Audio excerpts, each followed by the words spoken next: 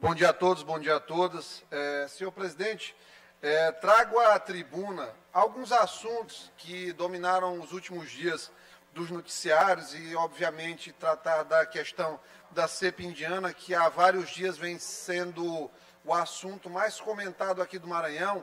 E é necessário que se façam alguns esclarecimentos, mas nós vamos por partes aqui para deixar o pronunciamento de uma forma muito organizada.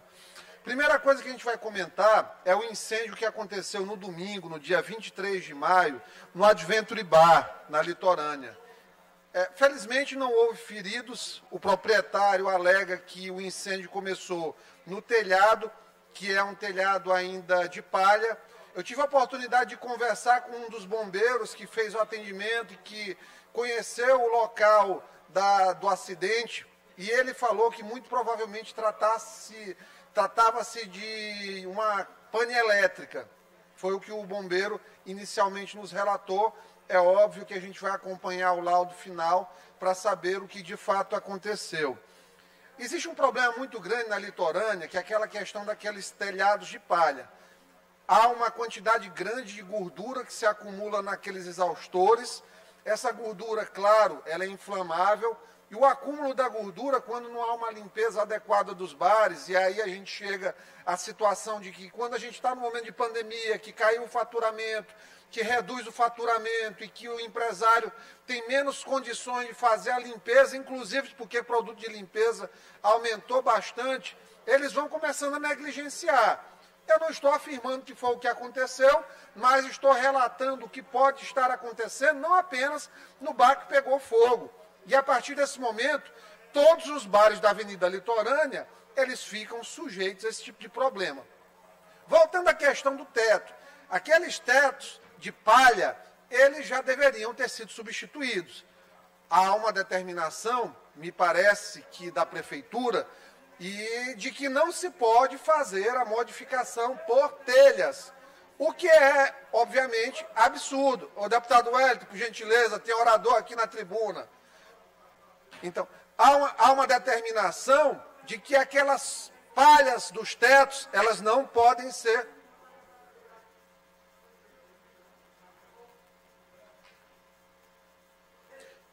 Há uma determinação de que aquelas palhas no teto não podem ser substituídas. E é óbvio que é muito mais seguro se a gente conseguisse fazer a substituição por telha, material que não é inflamável em princípio.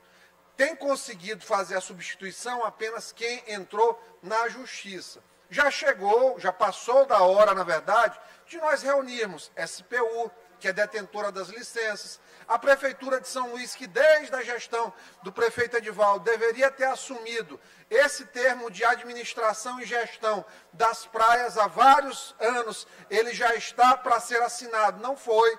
Espero que o Eduardo Braide assine para que a Prefeitura possa organizar aquilo ali. Porque hoje nós não tivemos vítimas. Domingo não houve vítimas. Mas vai chegar um momento que vai acontecer com alguém. Por quê? Porque a gente está vendo a tragédia e seus motivos se repetirem sem qualquer tipo de correção de rota. Então, para não ficar apenas levantando o problema, o que a gente já fez?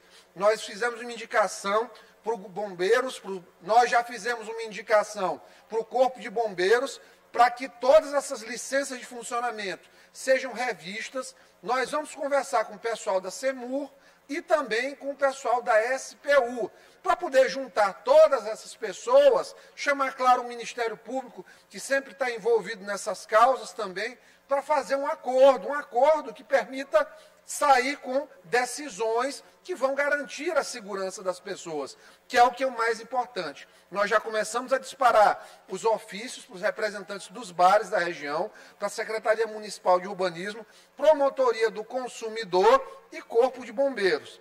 Então, essas foram as providências tomadas em relação a esse caso. O próximo tema que eu trago à tribuna é em relação à cepa indiana aqui no Maranhão. Nós já tivemos identificação positiva, a gente sabe que tem um paciente internado no UDI Hospital há algum tempo, esperamos que ele se recupere. Hoje nós tivemos notícia de que 38 tripulantes do navio, eles desembarcaram e estão hospedados no Hotel Luzeiros. Não há com transmissão local ainda detectada, mas eu acredito que vai ter logo, logo, tendo em vista a transmissibilidade do vírus, que é alta, mas diga-se de passagem, inferior à variante de Manaus. Aquilo que aconteceu na Índia foi um resultado de um grande encontro religioso que reuniu num só ambiente 2 milhões de pessoas. 2 milhões de pessoas num ambiente. É claro que aquilo ali, exponencialmente, vai se transformar num surto de proporções gigantescas. Mas passado o boom que aconteceu das últimas 3 semanas, a última semana na Índia já teve uma queda significativa de casos relatados e de óbitos. Ao que tudo indica, a variante indiana ela é menos mortal do que a variante P1 de Manaus. Em relação às vacinas, o que a gente já tem de certeza em relação às vacinas? Vacina da Pfizer, vacina da AstraZeneca funcionam contra a cepa indiana, mas na mesma proporção, não. Tem uma perda de eficácia de 10% a 15%. Se a Pfizer funciona 92%, ela vai funcionar ali 77% aproximadamente em relação à variante indiana. Aí tem a situação que eu abordei recentemente na minha rede social, do pessoal que está debochando literalmente de quem tomou Coronavac, porque a vacina, teoricamente, tem uma eficácia de 50%, mas não é bem assim. Hoje mesmo, à noite, nós vamos soltar um vídeo explicando de maneira muito didática por que a Coronavac continua sendo uma boa vacina em relação às outras variáveis. Hoje já descobriram uma cepa no Sudeste, variante P4, vai surgir toda hora. Então, por que a Coronavac pode ser uma boa vacina? Porque ela pega o vírus completo, inativado, todo o corpo do vírus e entrega ao organismo.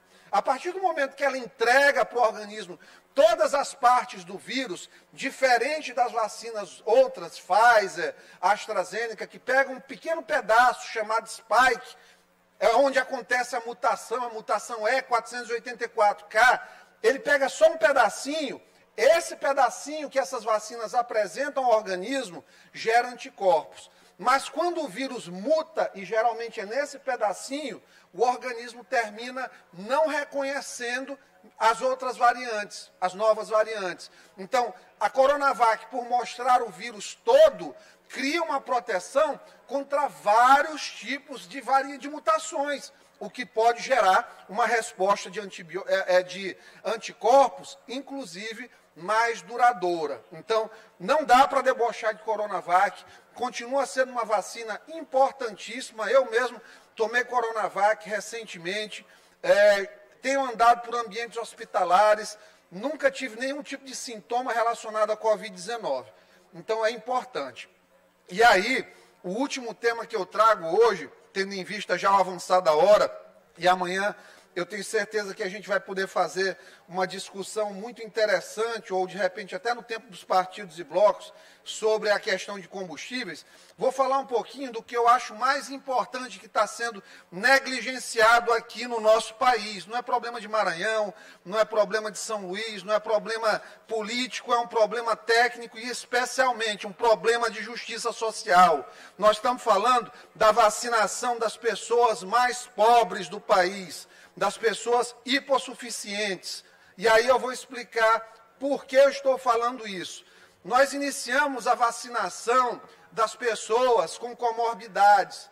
E nunca antes o abismo social ele ficou tão evidente quanto agora. Sabe por quê? Porque as pessoas com comorbidades que conseguiram laudos são as pessoas, geralmente, que têm acesso a um médico amigo ou um médico do SUS que conheça, que tem um jeitinho, ou ainda o médico do seu plano de saúde, ou o médico particular, que ele vai lá, paga, sai com um laudo e vai direto para o Multicenter Sebrae se vacinar.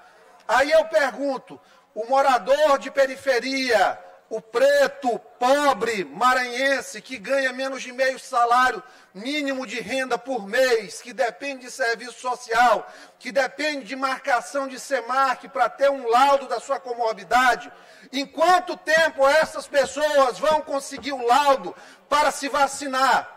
Então, voltando aos dados, aos números que mostram a realidade, nós temos 127 milhões de pessoas no Brasil no CAD único. Mais de metade da população brasileira está no CAD único. Nós temos uma previsão de aumento da pobreza e extrema pobreza. 61 milhões de pessoas vivendo na pobreza. 19 milhões na extrema pobreza.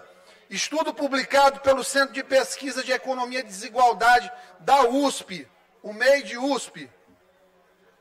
E aí, o dado mais absurdo é o perfil dos mortos por Covid-19. Chega a uma conclusão nefasta, que quanto menor o salário, menor a capacidade de testagem. Quanto menor o salário, quanto mais pobre, menor a possibilidade de fazer home office. Quanto mais pobre, mais mortes. Dentre as pessoas que têm renda entre meio salário e um salário, só 10% fizeram teste. 10% das pessoas que ganham até um salário fizeram o teste.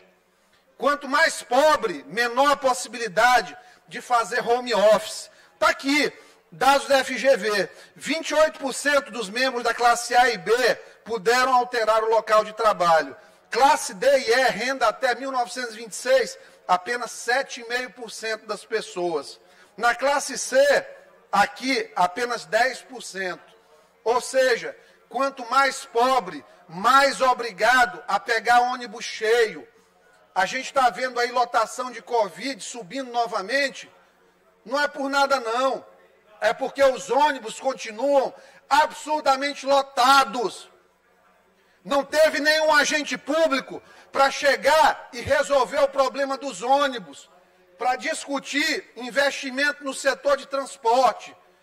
Eles saem, batem fotos de renovação de frota que está previsto em contrato, com dinheiro das empresas públicas. Mas não tem ninguém na rua discutindo aumento de efetivo de frota. E 80% da população que é pobre, periférica, que mora nos recônditos aí do Coroadinho, da Ilhinha, que depende de ônibus, entra se espremendo todo dia, se esmagando. E nós estamos felizes comemorando vacinação dos ricos com comorbidade, de quem tem condição de ligar para o colega, para um amigão médico e pegar o laudo de hipertensão. Isso a gente está comemorando. Há necessidade de reverter isso aqui e começar a vacinar quem está inscrito em programa social.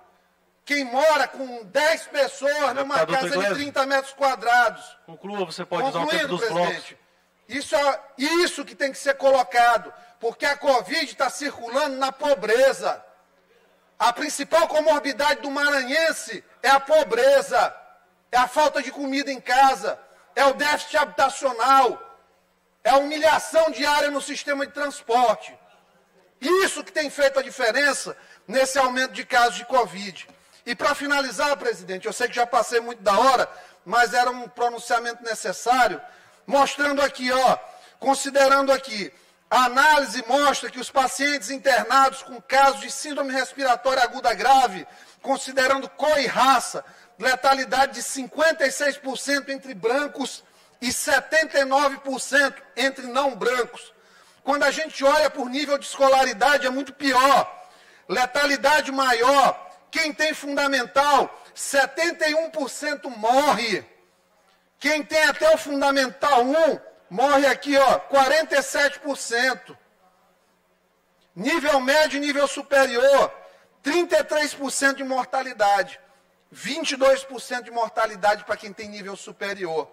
Então, olha, tem 50% de diferença de chance de estar vivo por Covid-19 por ter um diploma de universidade. Eram essas palavras.